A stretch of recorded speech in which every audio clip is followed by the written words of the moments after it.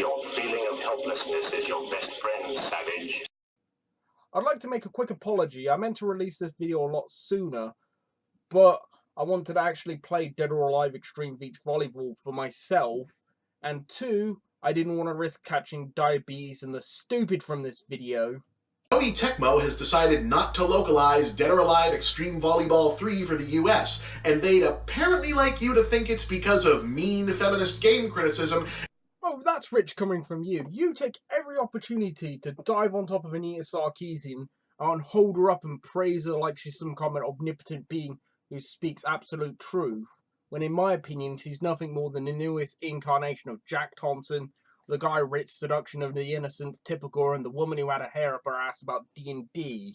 And not because they haven't made one of these games since 2006, and I would like to point out Dead or Alive Paradise came out for the PSP in 2010, so Bob Chipman is completely wrong about this.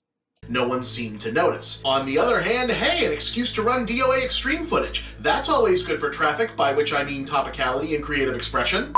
You fucking hypocrite. Oh, it's not okay for Tecmo or any other game to sexually objectify women, but for me, I'll sexually objectify women if it meant lining my own pocket. You fucking idiots.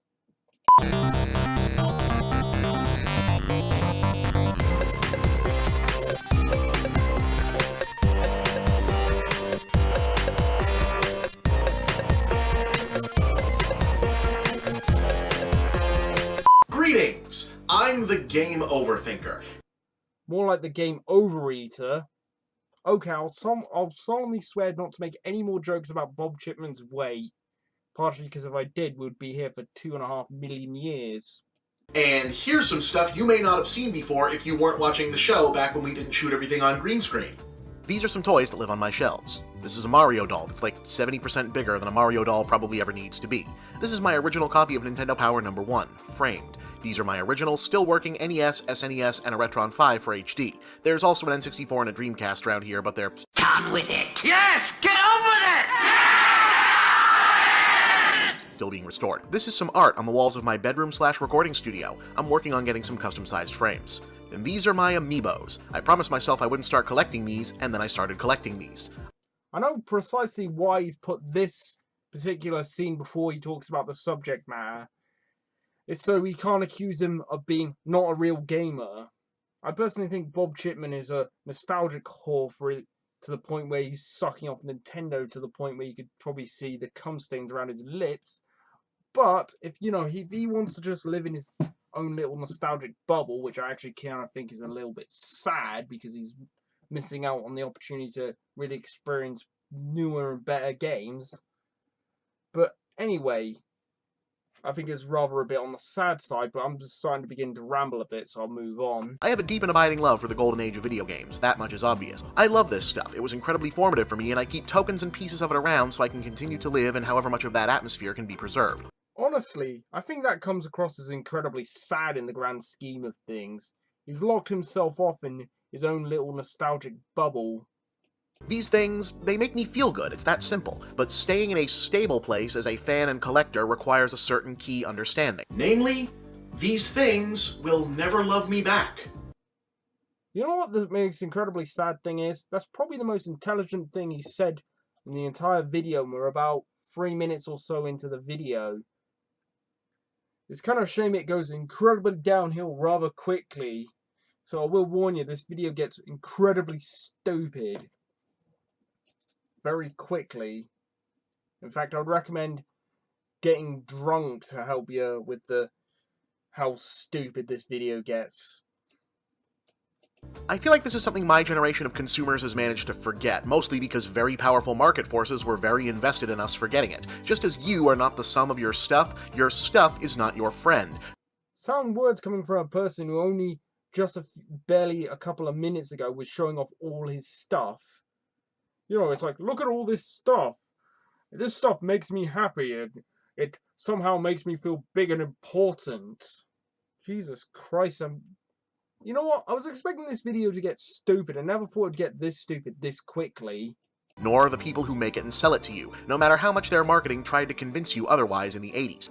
Sound words coming from a person in his his book Brick by Brick had a whole chapter where he said that he thought it was took as a personal insult when the Sega did, what was it? Sega does what Nintendo don't. And trust me, that book, I've read parts of it, and that book is so stupid, I'd rather hit myself over the head repeatedly than read another chapter of it. Now, for sure, it's not like anyone is still fighting the console wars to any serious degree. Today, the lingering after effects of growing up in a gaming culture where corporate sales departments worked really hard to instill an imaginary sense of community and mutual affection into the process of you giving them money tend to take a more insidious and pathetic form. Like when people decide to harass game critics for giving low scores to things they didn't play yet but have already decided they love because... Well, that's sound words coming from a person who dives on top of Anita Sarkeesian. Yeah, there's a disturbing thought. Bob Chipman diving on top of Anita Sarkeesian. But anyway, what was I talking about again? Oh yeah, Bob Chipman diving on top of Anita Sarkeesian. Really, I should stop saying that. Oh my god. Help! I've started talking random nonsense again. Let's move on. You don't get to talk that way about Mama Ubisoft's home cooking what I was raised on. Sound words from somebody who took the Sega does what Nintendo don't as a personal attack on himself, and also who openly admitted in the same book that he skipped out on his grandmother's funeral because he was playing Nintendo. Jesus Christ, this video is getting stupider. Or more recently... So Koei Tecmo made a decade-later sequel. Paradise came out in 2010, so it's not a decade. Basically no one was asking for, to a series nobody really cared much about when it was new that was a spin-off of a fighting franchise that's been on the wane ever since its original creator was pushed out. And for months, pretty much nobody cared outside of the kawaii body pillow fandom. You know what, this is hugely hypocritical yet again with Bob Chipman complaining about other people being fat, overweight, pervy slobs when he himself is a fat, overweight, pervy slob who happens to defend Anita Sarkeesian, who probably is so sex negative she probably can't even spell the word sex correctly. I assume. Point is, nobody was particularly surprised when they said they probably wouldn't bother localizing it for a US release. Now, my personal opinion on this is extremity through art. I believe that an art form should be truly free to have both extremes. I believe that Dead or Alive should exist. I believe there should be a game where you sexually objectify men, and I think there should be games where you sexually objectify nobody. Unlike Anita Sarkeesian, who's a fucking Bob Chipman, are both fucking hypocrites.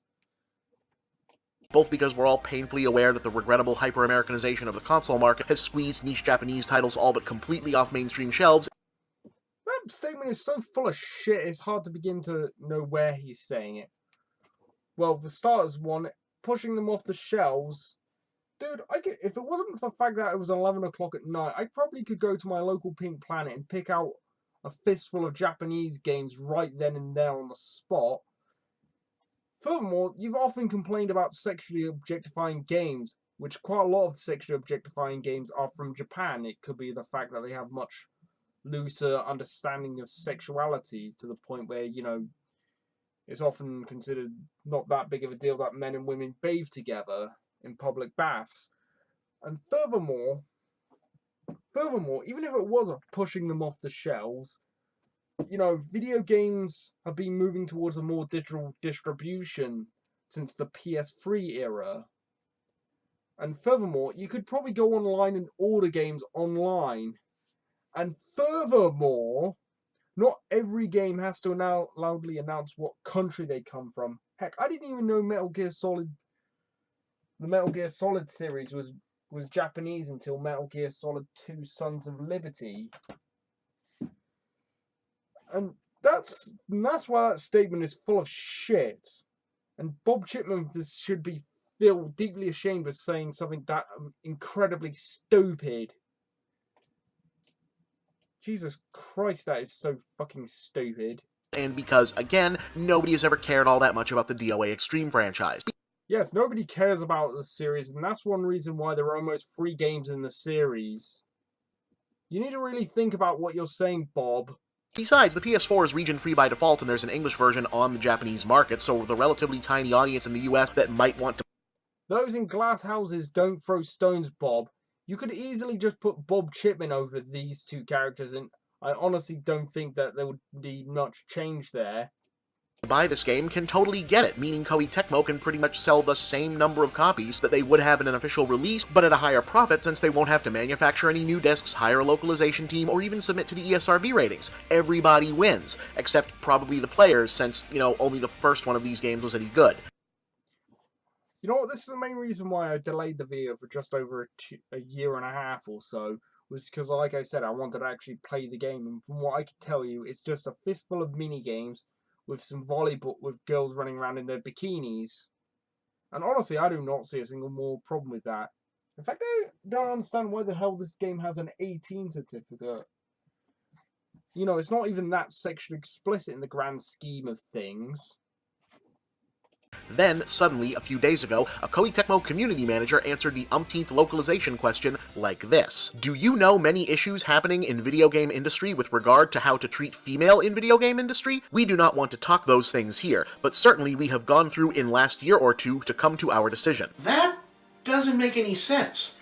Yes, it does. You and Nia Sarkeesian and Jonathan McIntosh and your other small-minded comrades have been banging on about gender representation and how we need to stamp out all sexual objectification in every single medium because we need to have perfect gender representation, inclusivity, and fighting the patriarchy and doing the right thing, which honestly, in my opinion, the road to hell is always paved with good intentions.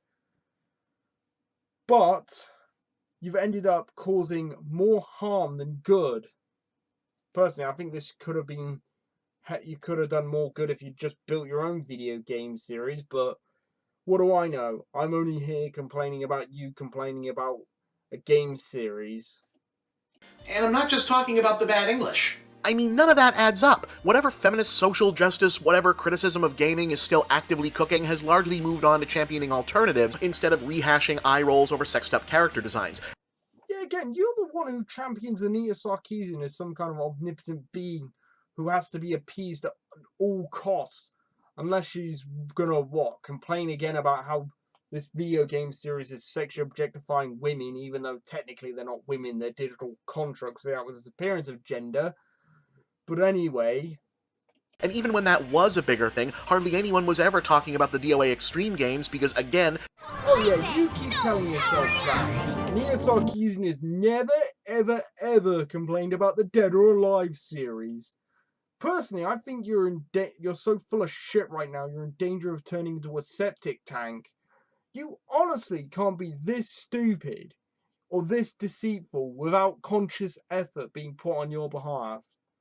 You must have trained seriously very hard to be this stupid. In fact, it would actually be kind of admirable if you weren't being this stupid. Fuck me, how did I ever devolve my YouTube channel into talking about shit this stupid? I wanted to focus my channel onto artistical endeavors, explore the high-minded artistical worlds. Instead, I'm talking about this fat piece of stupid shit. Nobody cares about DOA Extreme, so there was no traction to be got. Ironically, that's probably because there was really nothing worth fussing over. The whole series is basically a big tease. I mean, it ain't exactly Betty Friedan, but when all is said and done, these games are about as dirty as a mid-1960s Annette Funicello vehicle. I actually do somewhat agree with that statement, painful as it is, because I think there are a lot worse video games out there when it comes to sexually objectifying material, like Lollipop Chainsaw and Bayonetta, which Bob Chipman has actually openly admitted to liking on several occasions. So it's either a harmless piece of smut, or this all needs to be stamped out. It's one or the other, Bob. You can't have it both ways. Creator Tomonobu Itagaki is on record refusing to add sleazier minigames to the last one because he didn't want to degrade the characters.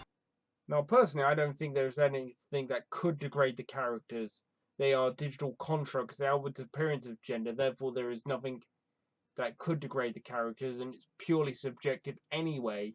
And furthermore, if I wanted to watch something truly degrading to the characters, I could just simply go onto Pornhub and watch Chono Ichi 1 or 2, Yoshiara Rose, or Severance, which has the main characters from Dead or Alive getting violated quite horrendously. In fact, I'm probably going to watch this after making this video, purely out of wanting to sexually objectify the characters. On that same note, why would the Japanese game industry suddenly decide to start caring about Western social commentators in regards to a throwaway title like this instead of a game people were actually talking about, like, say, Metal Gear a few months ago? Because you touch yourself at night. Hell, people didn't even really care what Koei Tecmo had to say. This didn't start becoming a thing until Play Asia started to throw shade about it on social media, shocking the gaming community worldwide with the revelation that Play Asia still existed for something other than Japanese amiibo imports. Hey, and I'd like to thank PlayAsia. Because of them, I managed to get a halfway decent game and get a halfway decent platinum out of it. Long story short, suddenly a game no one was talking about is suddenly topical, and, more importantly, the latest piece of pop culture ephemera you now must throw your money at in order to prove your commitment to frozen stone fruits. Damn, that's some Don Draper shit right there. Not that there's anything wrong with that. Pretending that buying a product makes you part of a cause is a time-honored marketing tradition, and video game marketers especially have been reflexively hitting the censorship panic button for so long it's easy to forget that there hasn't been an actual movement toward game censorship since the 90s. Oh, please, you support Nia Sarkeesian, and Nia Sarkeesian is so heavily game for censorship of art and entertainment that she doesn't like, that she's part of stop porn culture, which is so pro-censorship that they might as well, they've openly admitted on several occasions of being pro-censorship. It's smart business, good for them, but what's sad is seeing so many of us buy it. Yeah, again, sound words coming from a person at the beginning of this video showed off all his stuff that he bought over the years to prove that how much he loves Nintendo and how much he wants to suck them off. The marketing, I mean, not the game. By all means, buy any damn game you want. Dumb choose-your-side marketing happens in every business, but most of the time people have fun with it and don't actually take it seriously. Yeah, this is probably the internet equivalent of making a molehill into a mountain. Nobody actually thought Mike and Ike broke up, nobody actually signed up to fight in the Cola Wars, nobody thinks Budweiser is standing up for the working class against microbrew snobbery, Captain America and Iron Man fans are not going to pull out guns and shoot each other outside theaters for Civil War. I hope. But when it comes to gaming, tons of people take obvious marketing bullshit like this 100% seriously. Sound words coming from a person in his own book, Brick by Brick, compared the release of Mario Bros. 3 to the assassination of JFK and the 9/11 terrorist attack instead of stunning hypocrisy or Bob bullshit. I think it's both. And get all charged up to defend a game from complaints that were never being meaningfully registered in the first place. It's always 1997 here, and everyone is working the Marilyn Manson con, because we still want to believe that game companies are our brothers in arms, or allies, or even friends, instead of just corporations trying to sell us stuff. We still think, somehow, our stuff is going to start loving us back. People, we can do better than this. Last time I checked, the games weren't supposed to be playing you. Well, this video is painful and stupid. Now, I don't know about you, but I'm going to go whack off some Dead or Alive porn. Don't forget to rate, comment, favorite, and subscribe. And I'll see you all in my next video. Bye then.